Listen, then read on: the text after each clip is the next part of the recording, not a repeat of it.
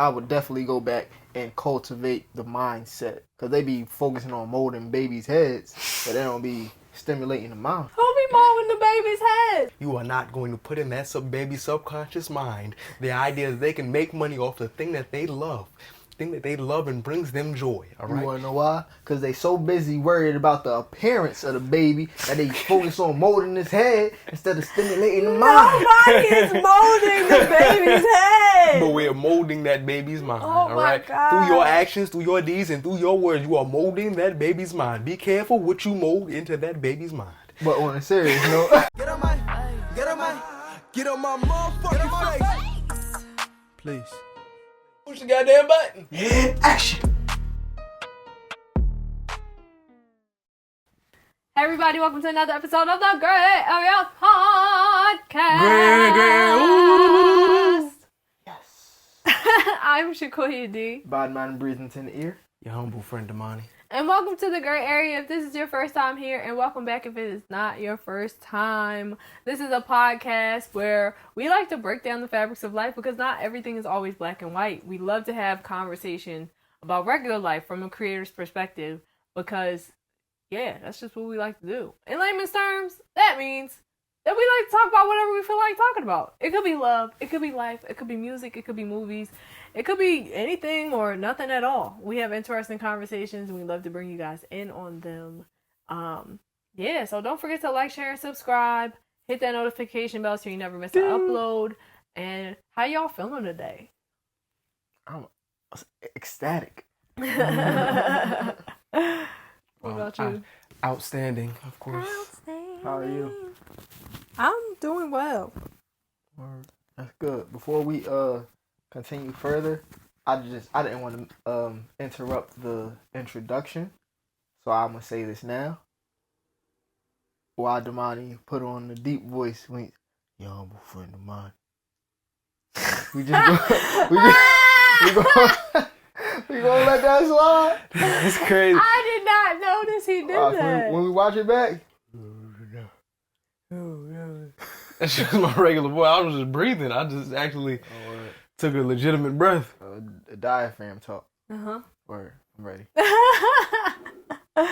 Oh my gosh. How are you? Because you didn't say how you were doing. I did, thank you. Outstanding. I didn't say how I was doing. Yeah. You did. You said I'm doing well. I did? Mm-hmm. I need a nap, guys. That drink. I didn't finish my tea either. Okay, all right, I'm doing well. What are we talking about today? Today we are talking about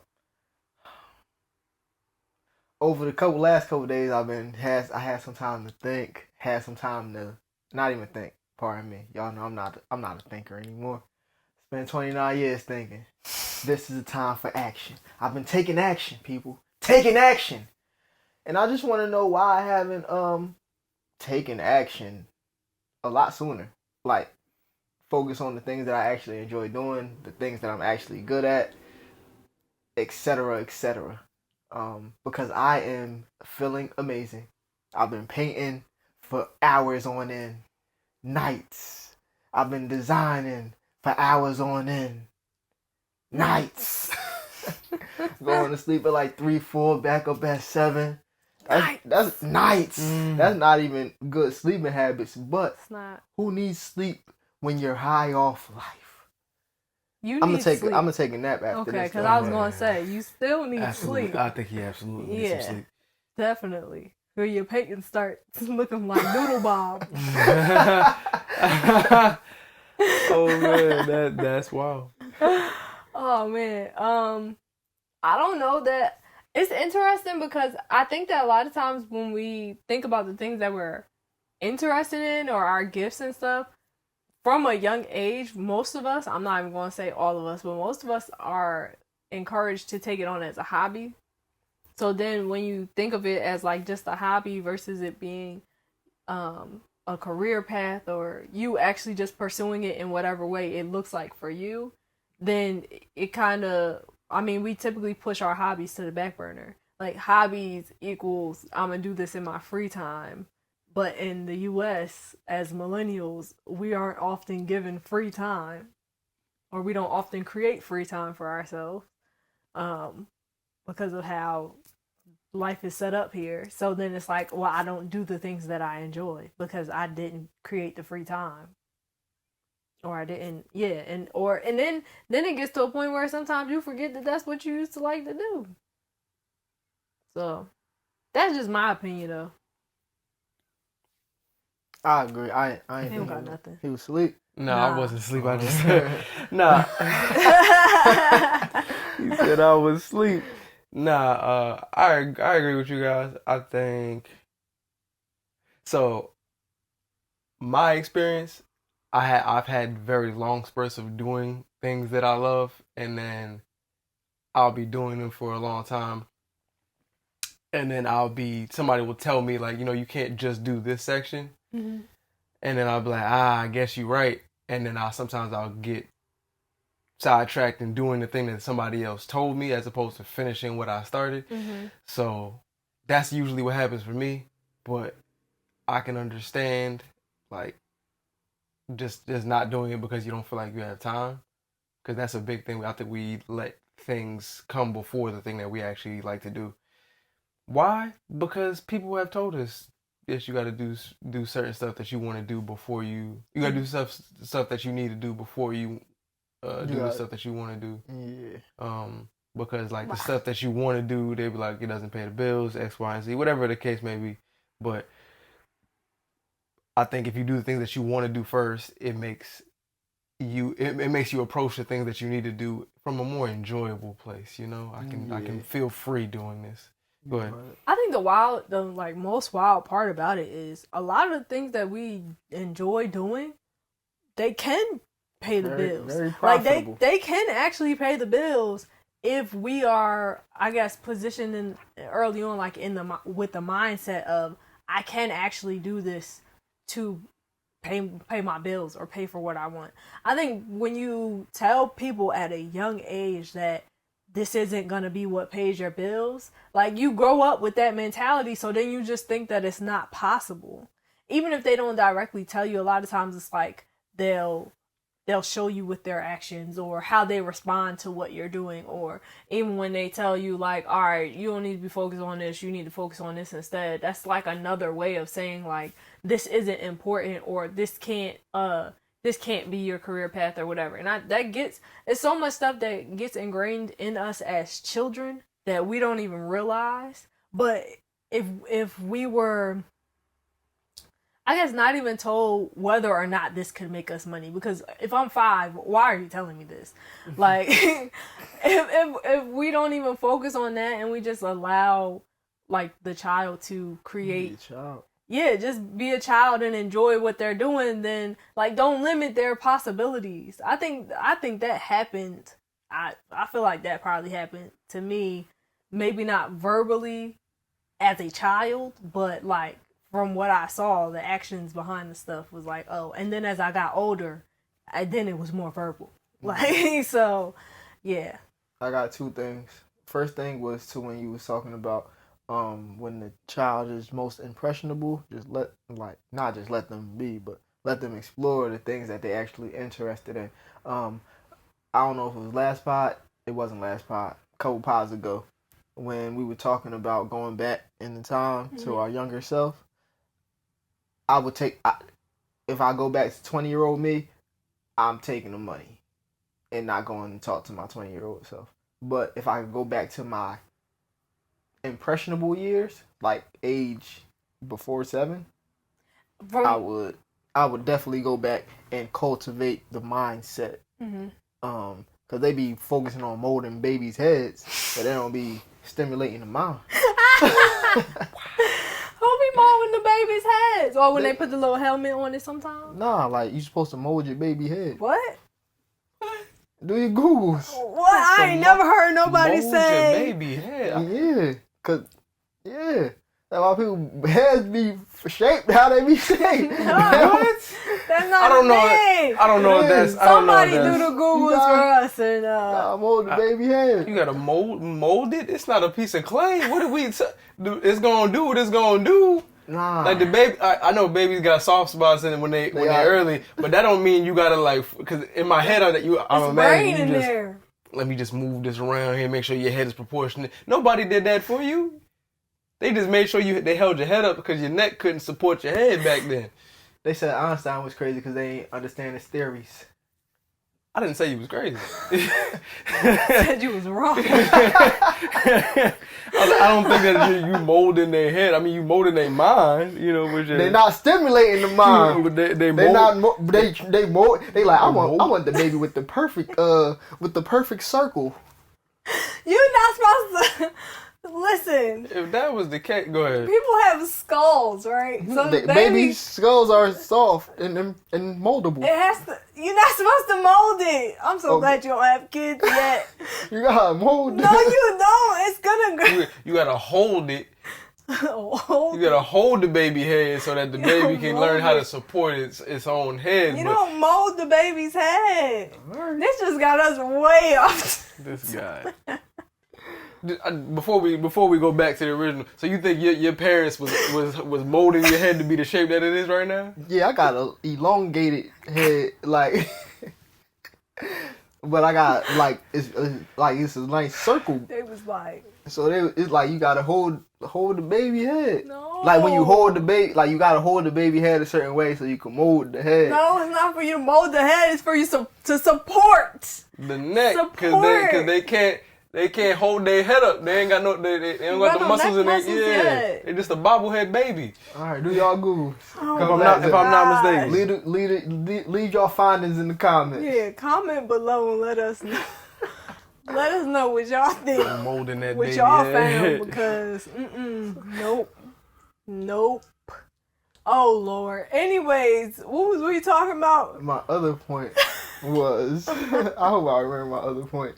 What were we talking about? Doing the stuff that we enjoy doing. Yeah. Right? The formidable years. Yeah, you said you would go back. It didn't have anything to do with the formidable years. It was another point that I had. Oh. And that molded baby head.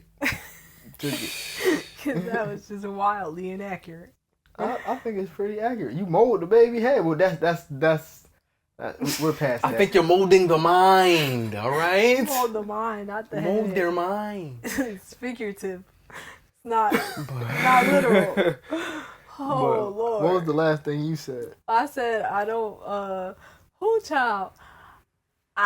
When I was little, it wasn't outwardly told to me that that what I was working toward, like my creativity, wouldn't make me money. It was more so in the actions. But when I got older, that's when I started being told it directly. Word. So now I have two things. Okay. One, the thing that we actually are naturally good at, if we are allowed to actually sit with it, explore it, and get actually good at it, now we actually have a high value skill, something that we could actually monetize. Like, and my other point was, it's wild to me how people will be like, oh,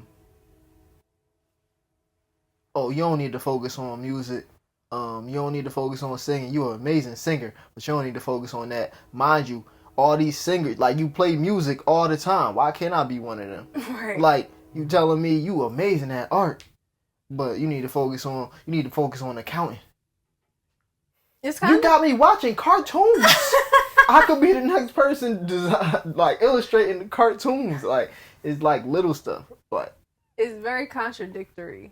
But I think because of how our lives are set up, or I guess how typical life is set up in this country, because I can only speak about this country because I don't live in no other country. But I think that a lot of times, scratch what I was about to say, a lot of times our parents are literally just regurgitating what they were told when they were younger. So even though it's contradictory, it's like, well, this is what I was told, this is what I did. And like, they don't focus on what they consider to be their hobby a lot of times. And they're like, well, I did pretty good for myself. But it's like, I don't want to do that. Like, you miserable at your job. I don't want to be miserable at my job. Yeah, I was going to say, I think I think the main reason that happens is because our family, and it's not really their fault, but they weren't encouraged to think about how to make money off of the thing that you're good at. Mm-hmm. So if you're not encouraged to do that, you're not gonna mold that baby's mind. All right, you are not going to put in that baby's subconscious mind the idea that they can make money off the thing that they love. Thing that they love and brings them joy. All right. You wanna know why? Because they so busy worried about the appearance of the baby that they focus on molding his head instead of stimulating the mind. Nobody is molding the baby's head. But we're molding that baby's mind. Oh all my right. God. Through your actions, through your deeds, and through your words, you are molding that baby's mind. Be careful what you mold into that baby's mind. But on a serious note, people not even. Did the time? No. No. I'm just grabbing some tea. All right. But people. Pardon me, I'm just grabbing some tea. That's it. What I was gonna say was people don't even be encouraged to think, let alone like they're not encouraged to think their own thoughts, let alone think about anything else. Like if you're not even thinking or actively thinking your own thoughts, it's hard to change from whatever you've been doing or accustomed to. Yeah. And also, like, it's just easier to not like always think your own thoughts.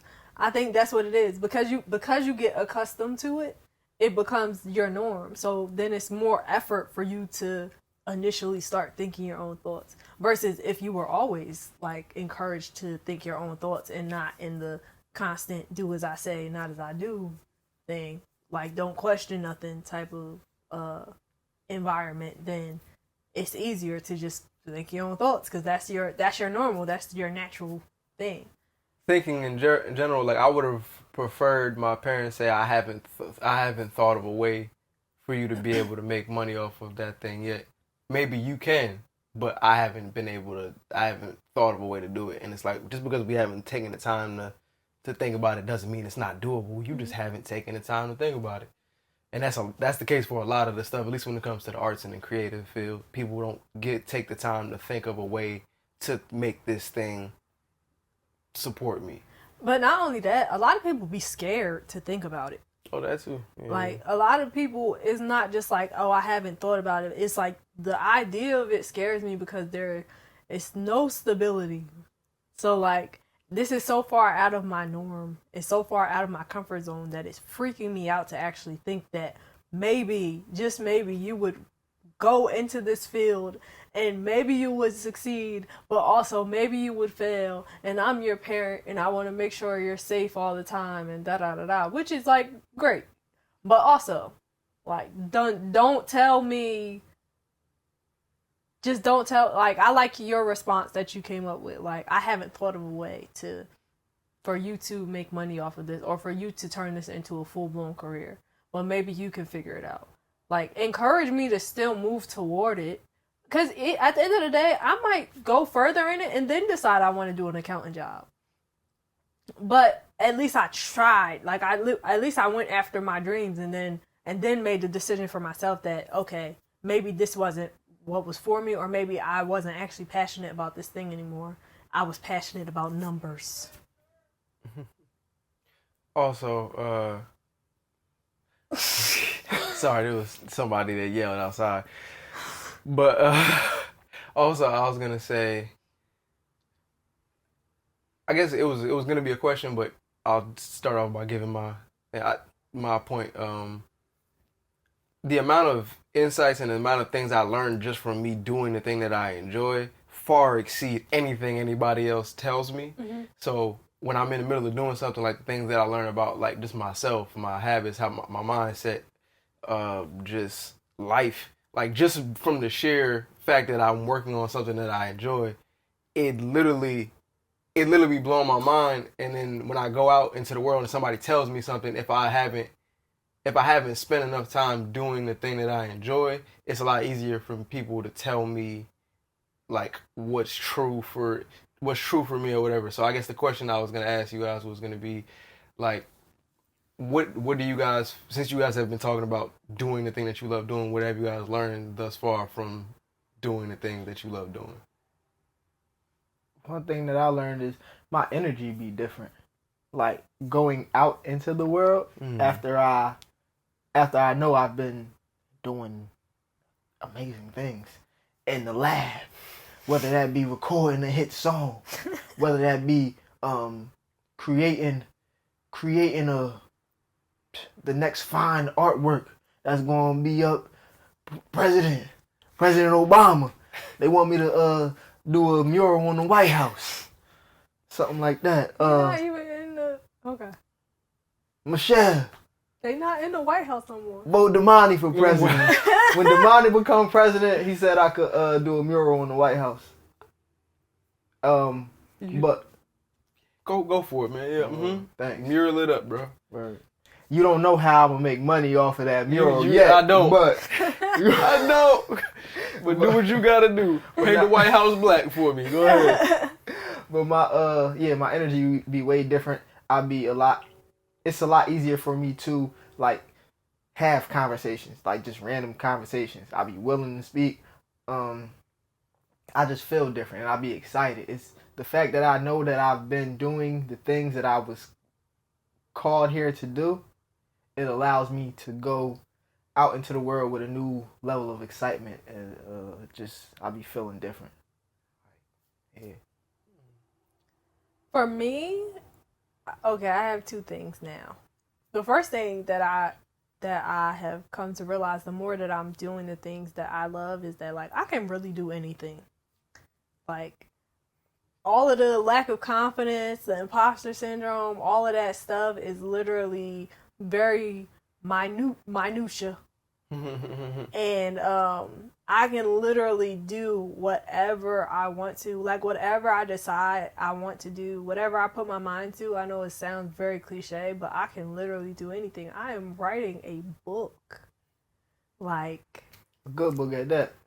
Not the good book, but it comes close. It's pretty good. So, and the second thing that I realized is that I make great decisions. Like, I'm trustworthy. Like, I can trust my intuition on the things that, the decisions that I make and the things that I want to do and move forward in. Because, like you were saying, it gives you that time to sit with yourself. I feel like when you're working on or you're creating or doing the things that you love, when you were talking, it made me realize, like, it's kind of like sitting in front of a mirror, right? So, like, when you're so engrossed in whatever you're creating or whatever you're doing that you are just fully enjoying the process and you're just there, you get to, I guess it kind of reveals different pieces of you. It's like having a conversation with yourself, like your spirit and stuff like that, for me at least. And I would say, like, it's a very self-reflective moment. So I would say it's kind of like sitting in a mirror when you really get engrossed into it. Because you allow your mind to just roam, but not in, like, a negative way. It's not in a fearful way. It's like your mind is just, you're in flow. So your thoughts are just, they thinking. Your thoughts is thinking, okay? And, like, it's a beautiful experience, I think, for me. Yeah. So I think that it allows me to trust myself more because I'm in more communication with myself. That's good. I have another one too before you go. Mm-hmm. I actually be wanting to do more, so that's why I don't be going to sleep. Mm-hmm. Like I know it'll behoove me to go to sleep, but like you were just saying, my ideas be ideaing. Mm-hmm. So I be doing one thing, like my thoughts just do whatever they want to do. And then once I'm done, I'll be having the idea to do this. So I'm like, I do want to do that. Let me do that real quick while I have the thought, I have the inspiration, I have the energy. And then the last couple of nights, I've been telling myself I'm a journal. And then I look at my journal, look at the time. I'll be like, it's late. 3 pages? I'll wait till tomorrow. But then I'll be like, I did say I was going to do it. But as I be journaling, I be so excited. And I never, of my years of journaling, have been this excited journaling. Like, I just be recapping my day, and I be having ideas while I be journaling. Like, so I be writing it out, doing boom, boom, boom. Oh, this going to be like this, going to be like, do this, like, then I just like, it's beautiful. I can see the 20,000. Oh man, Yeah. that's all. Yeah, it's good. Go ahead. Yeah, I don't know if I shared some of the stuff that I learned, but I mean, it's a lot of 2 things. Actually, I got like 3 things. But one, when you were talking about the looking in the mirror, I don't know why my mind was thinking about this, but it's like if you were, I imagine like the Pixar, like the animation kind of characters or whatever, and it's like if the character was imagining themselves, like let's say they couldn't walk and they were imagining themselves like walking, it was like them building their legs so that they can walk. And it's like as we're creating, it's like I have an idea, I want to be able to X, Y, and Z, and you're building it so that you can use it later. So that's what, when you were saying that, like sitting in front of a mirror, that was something that I thought of. That's a good analogy. Thanks. That was straight off the cuff. But the other thing, I'll go to my insights then. Some of the things that I learned, like as I was creating, was one, things take the time that it takes to get done, and there's no way to rush the process. If the process is going to be the process, which is something that we talked about before, but me noticing how often I rush through things because I want to get to the end result, and I'm so excited to get to the end result. I can't wait to get there. But I have to let this thing take the time that it's going to take until I get there. Yeah. And that's something that I've been learning. That, and the other thing was don't judge it until it's done. Like I had a terrible habit of judging things before it was finished. And it's like, all right, cool. Maybe I started out doing the hook of this song, and I'm like, the hook ain't really it, so maybe the song ain't gonna be it. And then we'd be like, well, let's just do the first verse and the second verse, and just see what happens. And then what usually happens for me is as I get the outer parts, the middle part, I'm like, oh wow, I mean that's not that bad. Maybe I just need to take this. Sounds like I have a sandwich. It's like once I got the 2 slices of bread, I can change the middle. But if I don't know why I was thinking that, but yeah, I can change the middle. I can change what's the core of it. But let's make your bread, put the butter on the bread, and you'll be alright. You can figure it out. So I think that's something that's been happening. I guess I have been building sandwiches in my creative time, but yeah, creative sandwiches. And did you have something? My bad. No, it's okay. I did. Go ahead. Just off hearing what you was talking about, I believe it was the Pixar thing. Yeah. It's for me, it's like we're using this momentum to build more momentum. So it's easier. I think you was talking about you're in flow. Mm-hmm. So it's easier to stay in flow, get stuff going because I'm already in motion. Mm-hmm. So that's all I had.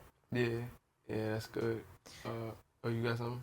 Oh no, you can go ahead. I got like 2 points. One of Go them is ahead. gonna take it somewhere else, and then So do the one in terms of the building off the momentum one. I had watched a video. I forgot to send it to you guys, but just understanding like the premise of the whole video was like you doing something now sets your future self up to be a success, right? Mm-hmm.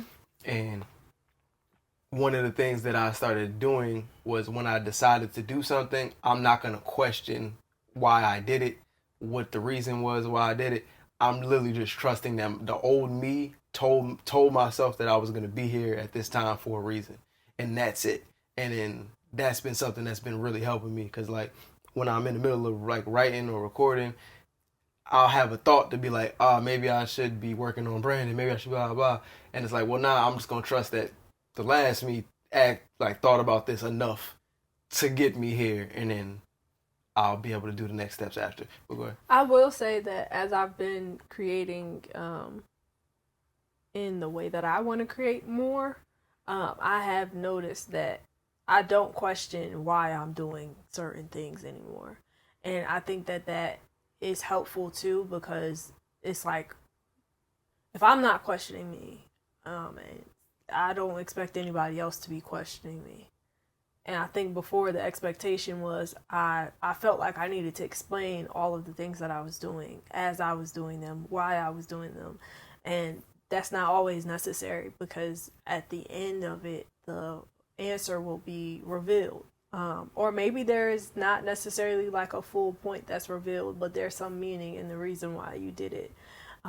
But I think that that's something that's important, like as creatives, just recognizing that you don't have to explain every bit and piece, because then sometimes you take yourself out of flow because you're looking for a way to, I was going to say humanize it, but that's not the word, like a way to put it into a box so that you can find an explanation for it, or put a label on it so that other people understand, versus you just staying within like the flow of what you're doing and just creating and allowing yourself to feel your way through this process. Because something that you always say, and I can't remember where you got it from, but life is a feeling process.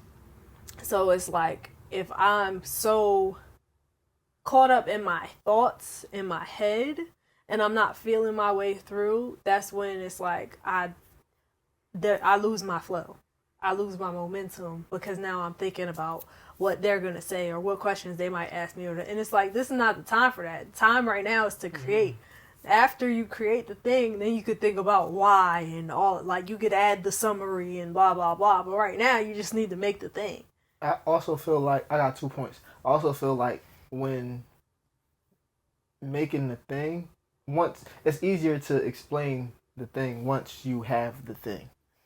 Because especially like when you're in flow, a lot of times it be feeling like, at least for me, I'm not the one who made these decisions. So once I'm done, I don't be possessed or anything, but God gave you these decisions. But yeah, so it's like, I don't know why I did that, but once I get out of this creation session, now it's like, oh, that's why I did that, or this wouldn't have looked like this if I didn't do that. I don't know what made me do that, but hey, I'm glad I did it. Yeah. And then the other thing was, it was something I was thinking about earlier about explaining. Actually, no, when you was talking about explaining, it made me think of it. But a lot of people be wanting to see the process. Yeah. And I was thinking my process for a lot of stuff be boring. Like, when I'm recording, it don't be nothing spectacular happening. I just be in here recording. I'm reading the words until I remember them.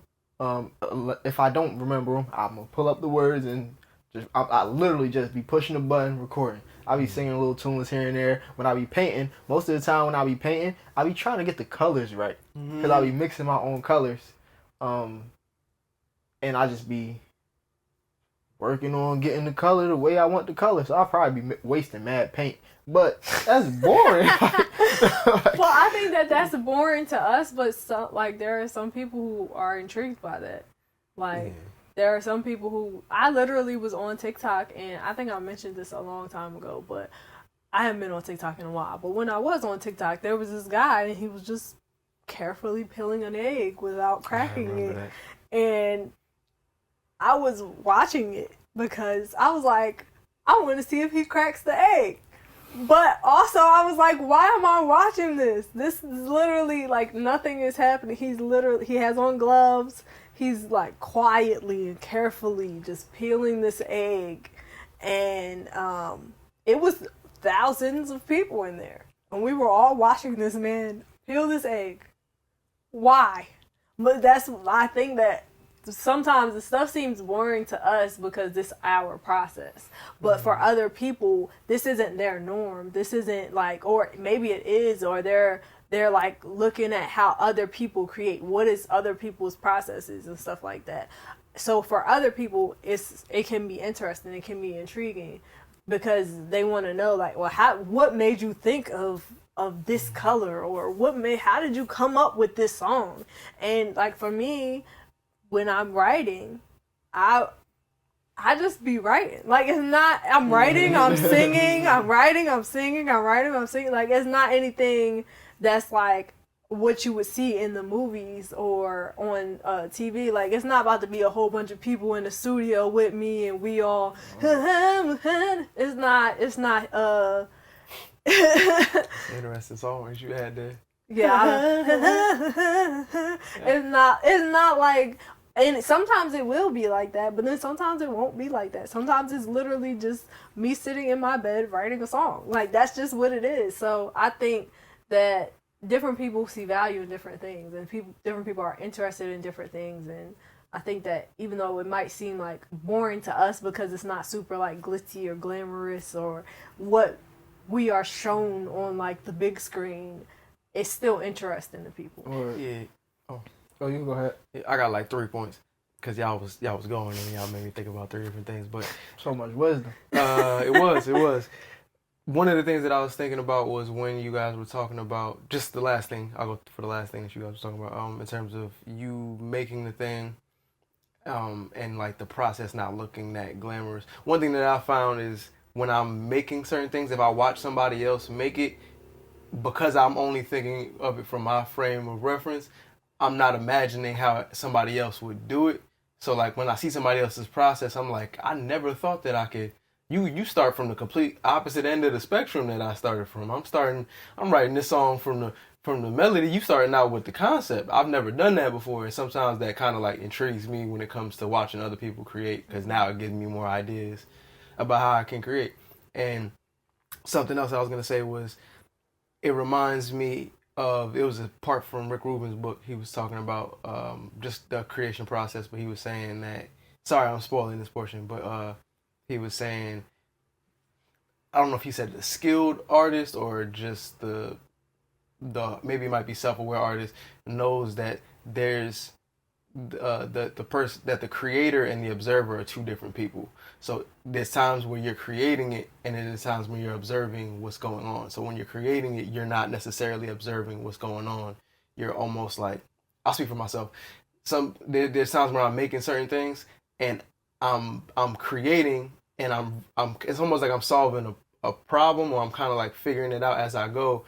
And it's like I don't have anything until I have something, and all of a sudden it's there. But if you ask me to explain what's going on, it's like I don't really know yet, because I'm not observing what's going on. I'm actually just creating.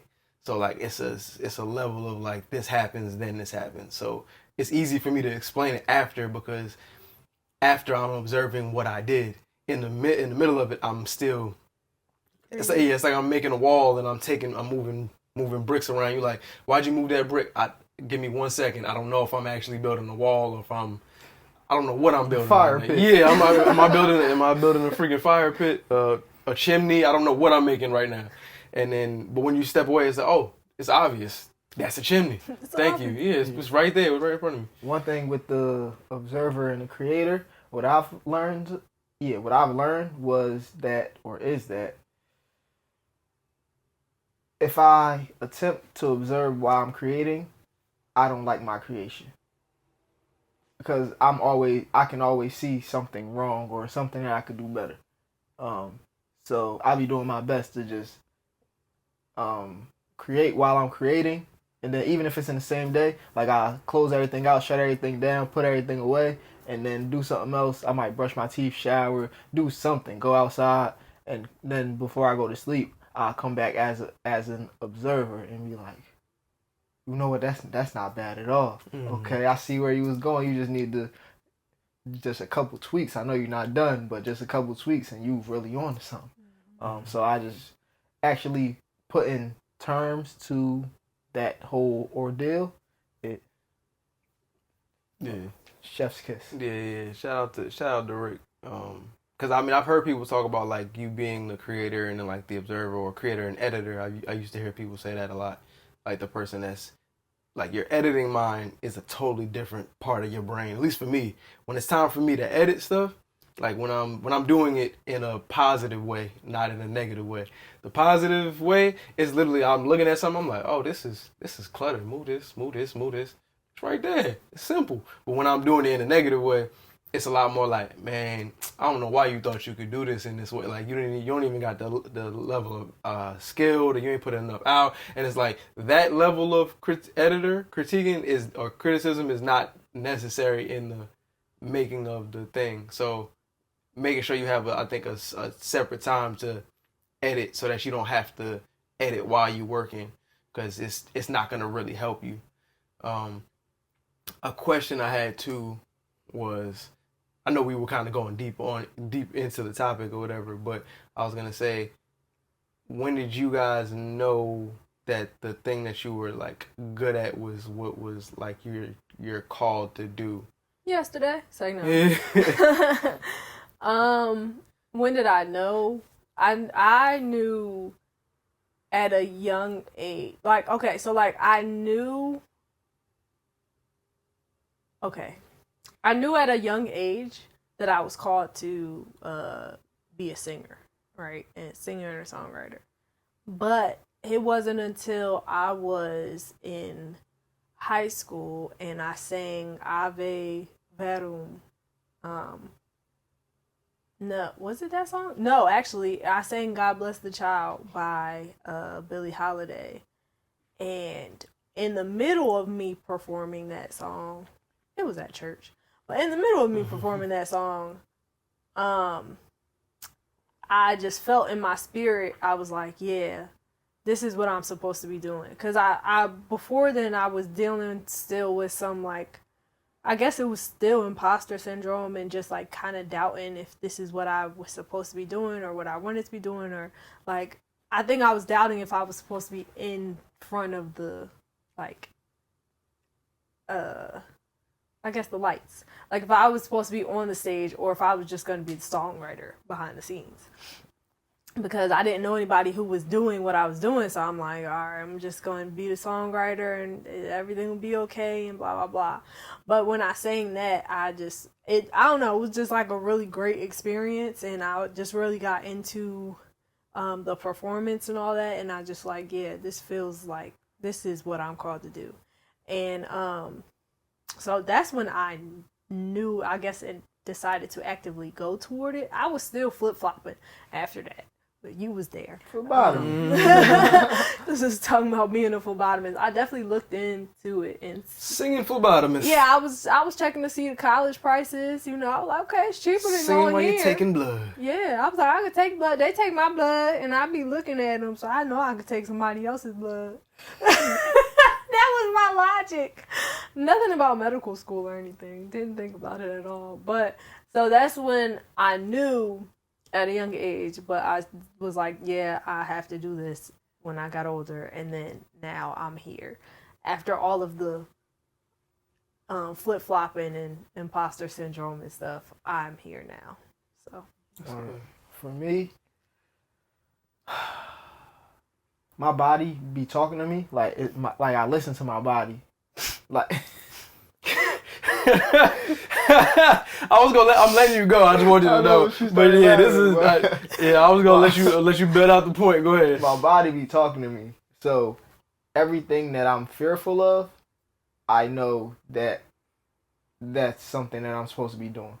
So when I was little, I knew for a fact that in some way, shape, form, or fashion, I would be talking in front of people. Because I was I had stage fright so bad. Like ever since the day in preschool when we had to sing, and they put me in the middle, in the front, standing on the table. I feel like I had a yellow sweater on or something, brown pants probably. When the baby's born. I wish I was like that. I was like, oh, like Raven. That's crazy. yes. Stage fright. Like I was. I like, understand. Whoa. So after that day, I knew I was gonna be standing, like talking in front of people. He was like, God, I'm gonna have to do this again. Again? Yeah. Yeah. So I feel like I've been preparing myself for that, like for the entirety of my life thus far. Since then, like mentally, I've been gearing up. For I know at some point I'm gonna be talking to people. I don't know how or why, but yeah. And then art, I always loved art, but once I stopped, and it took so much for me to even go back and draw, and I was so terrified to actually paint. My excuse was I don't want to mess up my drawing. And then like what? You don't put some paint on. like if you mess up, do it again. Put some more paint on it and cover it right up. Once I heard somebody say that, it made it so much easier. I started painting already before I heard that, but once I heard that, I was like, all right, you've been playing. Yeah. It's just excuses. And then fashion. I just stopped running from it. Like, I just accepted that I love fashion so much. Now I got to get back into the, Fashion. even like getting dressed and stuff. Like, taking care of myself, looking good, dashing, debonair, you know. But to go back to my original topic or point, me listening to my body tells me what I'm supposed to be doing. So at each part of my life, it was something else. Like it was a different thing. So maybe when I was like 5, when you go to preschool. It was like 5. 5, 4. I feel 5, like 6, 7, 8. Preschool? I don't know. I don't know, man. I was there with you. Maybe I like don't got no kids. I don't know what it is. I don't know when you go I'm to feeling like it's 5. 4 and or then- 5. I feel think like you go to school. five. but at maybe 4. kindergarten is so preschool. Yeah, Preschool like 3, 4, I- maybe. yeah. No, it was preschool. Preschool. What I was alphabets. I feel like that's still like 4 or 5. It might be 3 or 4. Somebody with kids, please come in the comments. Let us know what age your kids go to preschool. I mean, We don't know. that sound crazy, but let us know. We just trying to get it together in our mental. But Yeah. preschool was speaking. Probably when I was like 14, 15 ish. Actually, somewhere around there, cause I was still drawing. I just wasn't paying. Somewhere in my latter years, it was art, and after I graduated college, it was fashion. That's good. That's good. I was gonna say for me, let me answer my question before somebody say I didn't answer my own question. For me, it's at what age? I also had a similar case of stage fright. It was extremely bad. Like it was bad to the point where I think I told you guys this before, but I don't know if I said it on the pod. But when we used to do in elementary, they used to have people do announcements at the beginning. They used to have to say the Pledge of Allegiance and announcements if you were in might have been student council, whatever it was. And I remember I was like just the idea of me having to say the Pledge of Allegiance. Mind you, I said it every day. It had to say it every day. There's no reason for me to be nervous about this. But I'm terrified I have to say the announcements. Say the announcements, do the Pledge of Allegiance, and then I have to give one fun fact or something like that. When I tell you I ducked for that entire school year, like I would be around the people when they was getting ready to do it, but I never did it. And it wasn't until like the last week that one of my teachers was like, "You never did the announcement." I was like, "Nope, it's too late now." It's too late now. So I had a similar thing when it came to like the extreme stage fright. But for me, it was always like a pull, like. And it's, I mean, similar to how Breeze was talking about, like when I start doing it, it feels like I can't stop. Like not even that I can't stop, like I'm not physically capable of it, but it's like I'm doing it for so long, and it's like I would love to stop, but I can't stop until I'm finished with whatever I'm doing. And it was like once I got to that space when I was in middle school with some of my friends, where it's like we're doing it, and even if I'm messing up, because a lot of it was like I didn't feel like I was that great to start, but it was I felt like I was better than I thought I was. So as I was doing it, I felt like I just couldn't stop at all. And it's like when I would make mistakes, I'm like, nah, I gotta do that again so I can get better at it. And it was like that was what let me know that I was like, all right, there's something here, because like there's nothing besides basketball. There's nothing else that really makes me either lose track of time or makes me feel like I can't put it down until I'm done, besides this thing. Mm-hmm. So that's been the case with me. I was just gonna say, I feel like the resistance of what we're supposed to do or what we're called to do, I feel like that comes because deep down we know that pursuing this thing goes against everything that we've been known to be. Mm-hmm. So even like with speaking, if you fast forward to music, once I actually started rapping, I knew I was good, and people be like, "Oh, you should really do this. I got a studio. My cousin got a studio, or such and such." I'm like, I don't want to be a rapper, because deep down inside, I knew if I'm rapping or if I'm making music, I have to be in front of people doing this. Mind you, I don't be talking.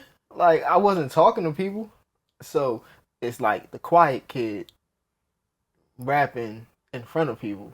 And if I want to be in front of people performing, I have to perform. Mm-hmm. So it's like now I have to show the world a side of me that I've tucked deep down in the darkest depths of my soul.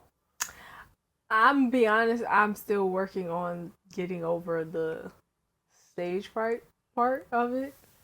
But I know that the more I practice, the easier that it is. Because I realize for some of it, not all of the times, but some of the times when I did perform in the past, it was more so like, this didn't go how I wanted it to go because I wasn't actually prepared. Like, but if I continue to prepare, then I'll just be able to go ahead and do it. Versus if I don't prepare, then if I don't prepare, then my nerves take over. If I do prepare, I stay in control. That's what I notice about myself. But I do think that, that made me, when you said that,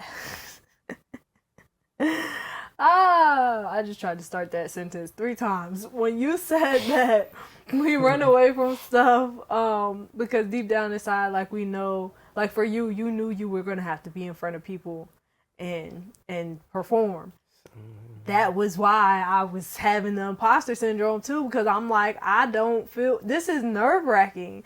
This is like very nervousing. People are very judgmental and da-da-da-da. It wasn't even me thinking about me getting better or me practicing or anything like that. At the time, it was just like, I am terrified to get on this stage. And like, I can sing, I will sing in a group. I will sing with other people. But getting on this stage by myself and you hearing just me, it just terrified me. And I'm not even 100% clear on where the I guess fear started, but I do know now how to move past it. It's like I need to practice.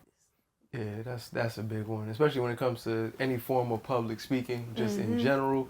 It's nerve-wracking. It's also kind of funny that everybody has this, not everybody, but a lot of people have this general fear of public speaking. But it's just, I guess, I mean, it could just be because the idea of having people in front of you and you have to say something and people think you have to say something impactful, whatever it is.